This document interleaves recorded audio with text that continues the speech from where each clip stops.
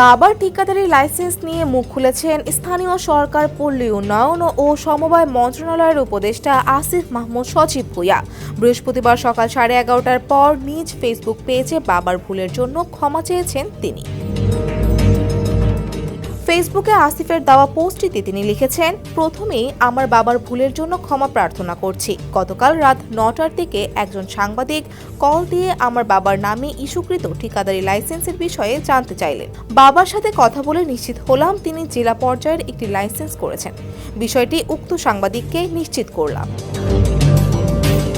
তিনি পোস্টে আরও উল্লেখ করেন, নিউজও হলো গণমাধ্যমে, নানা আলোচনা সমালোচনা হচ্ছে, তাই ব্যাখ্যা দেওয়ার প্রয়োজন বোধ করলাম। আমার বাবা একজন স্কুল শিক্ষক, আকুবপুর ইয়াকুব আলী ভুঁইয়া পাবলিক উচ্চ বিদ্যালয়ের প্রধান শিক্ষক। স্থানীয় একজন ঠিকাদার কাজ পাওয়ার সুবিধার্থে বাবার পরিচয় ব্যবহার করার জন্য বাবাকে লাইসেন্স করার পরামর্শ দেন। বাবাও তার কথায় জেলা নির্বাহী ইঞ্জিনিয়ার থেকে একটি ঠিকাদারি লাইসেন্স করেন। রাষ্ট্রের যে কোনো ব্যক্তি ব্যবসা করার উদ্দেশ্যে যে কোনো লাইসেন্স করতেই পারেন।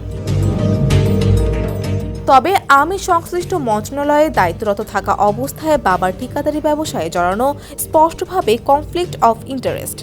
বিষয়টি বোঝানোর পর আজ বাবার আবেদনের পরিপ্রেক্ষিতে লাইসেন্সটি বাতিল করা হয়েছে। তিনি বলেন, বাবা সম্ভবত স্বার্থের দ্বন্দ্বের বিষয়টি ভালোভাবে বুঝতে পারেননি, এজন্য আমি বাবার পক্ষ থেকে আন্তরিকভাবে দুঃখ প্রকাশ করছি। আসিফ মাহমুদ আরও জানান, ওই লাইসেন্সের মাধ্যমে ঠিকাদারি কাজের জন্য এখন পর্যন্ত কোনো আবেদন জমা দেওয়া হয়নি।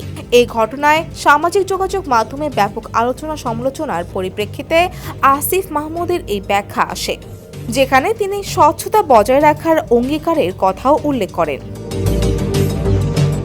আসিফ মাহমুদ সজীব ভুঁইয়ার বাবা ঠিকাদারি লাইসেন্স নিয়েছেন বলে বুধবার দাবি করেছিলেন কাতার ভিত্তিক সংবাদ মাধ্যম আল জাজিরার অনুসন্ধানে সাংবাদিক ও মানবাধিকার কর্মী জুলকারনাইন সায়ের।